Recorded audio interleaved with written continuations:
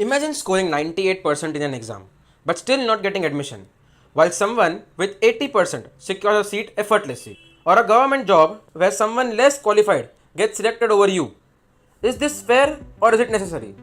Today, let's talk about one of the most debated issues in India, reservation. आरक्षण चाहिए या नहीं चाहिए? We will think of scrapping reservation when India is a fair place. And India is not a fair place.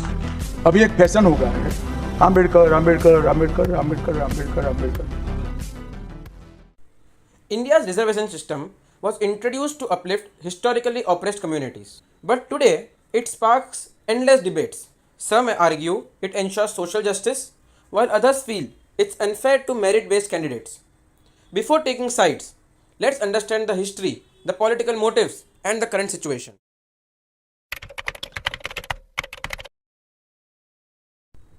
To understand reservations, we must acknowledge the past. The ancient India did not have reservation system.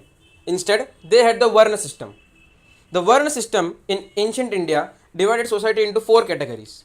The Brahmins, who were priests and scholars responsible for performing religious rituals and preserving knowledge. Kshatriyas, they were warriors and rulers tasked with protecting the kingdom and maintaining law and order. Vaishyas, who were traders, merchants, and agriculturists engaged in commerce and farming. The Shudras were laborers and service providers who performed menial tasks and served the upper Varnas. Even during the British rule, caste based discrimination continued. The Pune Pact of 1932, signed between Dr. B.R. Ambedkar and Mahatma Gandhi, introduced reservation seats for Dalits in legislative bodies, laying the foundation for today's reservation policies. That's why, even today, we hear the names of Ambedkar on the mouths of every politician. Ambedkar Ambedkar Ambedkar Ambedkar Ambedkar Ambedkar इतना नाम अगर भगवान का लेते तो 7 जन्मों तक स्वर्ग मिल जाता। बाबा साहब अम्बेडकर को मैं महात्मा गांधी से बड़ा लीडर समझता हूँ। अबे साले Lower castes were often assigned degrading tasks, suffered untouchability, and were denied education and temple entry. This is still practiced today in rural India. This graph shows the percentage of Indians still following untouchability in different parts of India. Now, people argue that under Article 15 of the Indian Constitution that prohibits discrimination based on caste, the same constitution allows caste-based reservations in education and jobs. Isn't it ironical? Hypocrisy की भी सीमा होती है। The idea was to correct historical injustices. But is it fair that even generations later reservations continue? Comment your opinion below.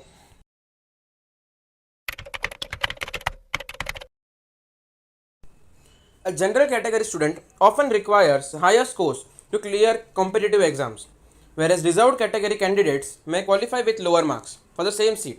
This is seen in JEE, NEET, UPSC, and CAT exams. The cutoff marks for SC, ST, and OBC candidates are significantly lower than for general category candidates in UPSC. The UPSC allows maximum 6 attempts to sit in the exam for general category students up to age of 32, whereas for OBC the number is 9 up till 35 years of age, and for SC, ST it's even better, unlimited attempts until 37 years of age. From the given table, we can clearly see the difference of ranks required to get admission in AIMS College for general, OBC, and SC ST. This is same for UPSC, IIT, and CAT exams. We talked with Aman regarding the same topic, and here are his views. Today we will be discussing about the issue of reservations in India.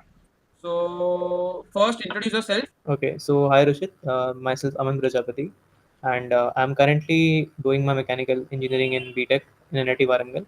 So I live in Mumbai. Yeah, so that's all about me. Let's go ahead. So where do you work? Do you have any internships?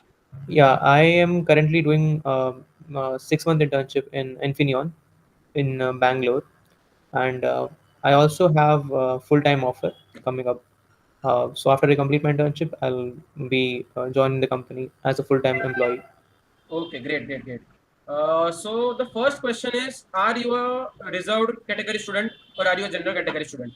And if not, then please tell me how.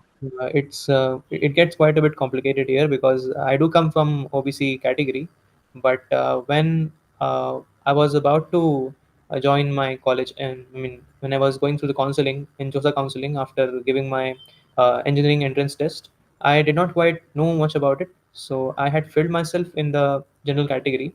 So I did not utilize the opportunity there, and I got admission into NIT Warangal in the general quota itself. Okay. So I missed it there, but recently I have got my OBC certificate.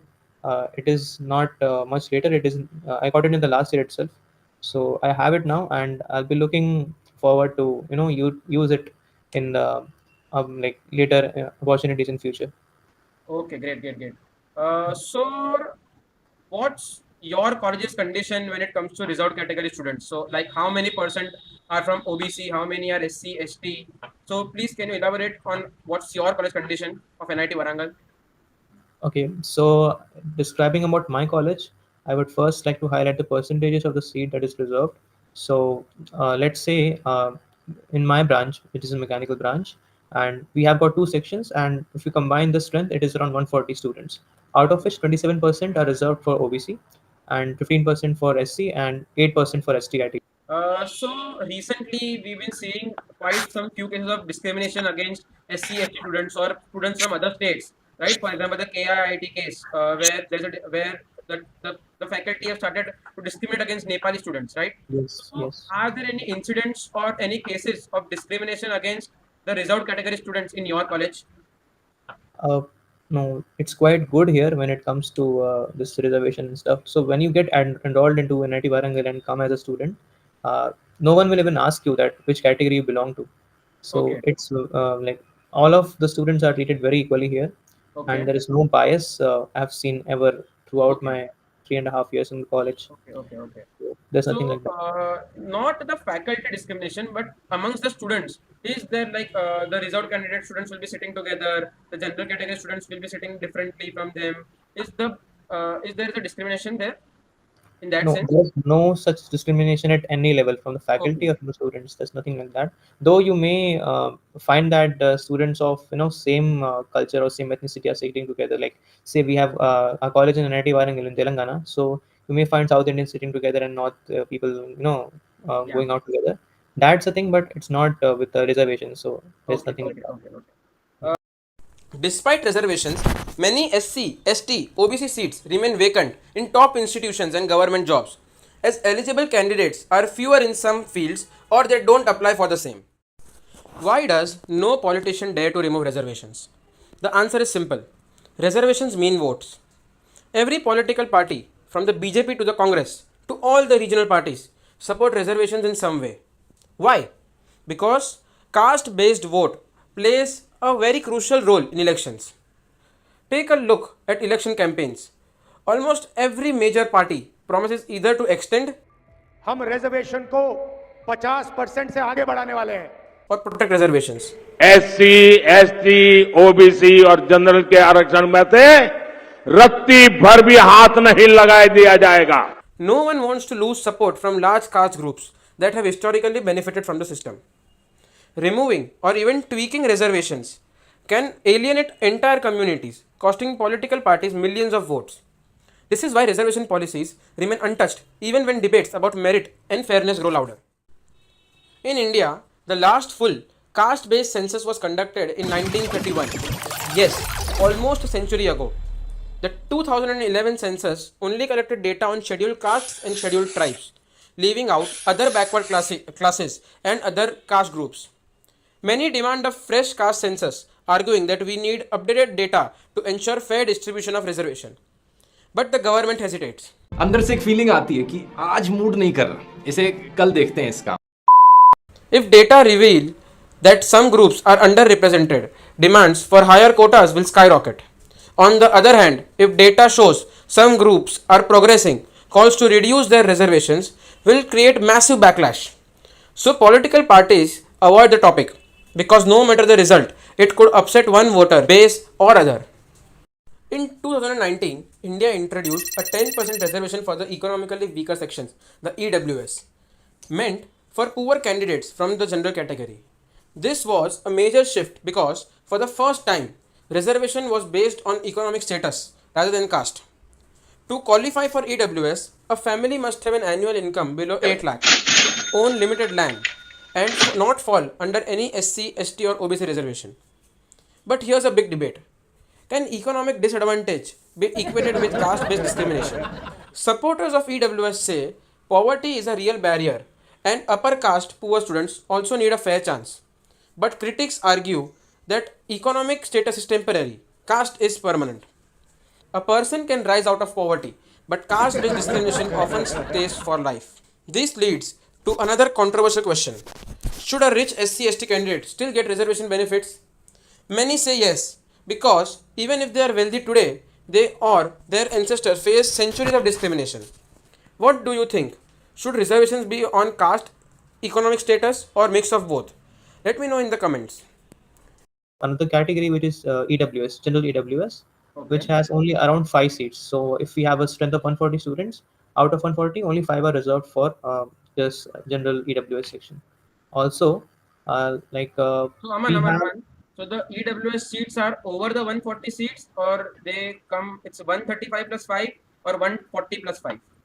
no, it's 135 plus 5. It is from the 140 seats. So you don't have any extra seats. It is just Okay.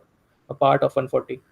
Okay, okay, okay, okay. Apart from the category, we also have fee remissions in a college, which is, let's say if you have an income of less than 1 lakh, you will get some fee remission. That is, you may not be required to pay the full fee. Okay, So my college, for one semester, it is around 62,000 total fee. But if you have income under 1 lakh, you just need to pay 10,000. And if okay, you fill in the, like if you fall in the slab of 1 to 5 lakh, it is around 20,000. And if you have more than 5 lakhs, you need to pay the full fee. So if it comes to the general EWS criteria, I think it is lesser than 5 lakhs, not okay, 8 lakhs. okay, okay, okay, okay. We see that caste based discrimination still exists. Even today, many families says, शादी जिससे भी कर लेना बस lower caste की ना हो. Even for a rich Dalit officer, he faces discrimination in society, showing that reservation hasn't erased caste biases. This graph shows the worst state to be a Dalit in India, in which Dalit faces the highest discrimination. Is reservation still needed today? The arguments in favor are provides a level playing field to communities that were historically oppressed, helps Dalits and OBCs break the cycle of poverty. Still, a large percentage of India follows caste discrimination, even in urban areas. While the arguments against it are historical injustices shouldn't mean indefinite reservations. Many feel it should be based on economic status, not caste. Merit based candidates suffer as they miss out on opportunities despite better scores. In conclusion, reservation was introduced as a temporary measure, but it has now lasted for over 70 years. Is it time to rethink the policy, or do marginalized communities still need it? What do you think? Should India keep reform or remove reservations? Let's discuss it in the comments. Thank you. So one last question. What are your views personally on reservations, and how do you think when we discuss about reservations? Please elaborate. Yeah. So my thoughts have been little different, uh, throughout the past 3 to 4 years. So when I was in my intermediate, like when I was in my 12th standard, I had had very strong, opinion against the reservation thing, because Okay. I did not quite get any benefit from it. I was Yeah. the one who was at the disadvantage. So I felt like it should not be there in the first place, and it has been a long time, since this was implemented. So I think it has been a high time, and it should not be existing uh, at all. But also, if you see from the other side, like there are some reservation which are like which is needed, like if you see female reservation, general EWS reservation, so there are, and PWD, like so those reservations should be existing, but the other ones should be you know just thrown away. Not that.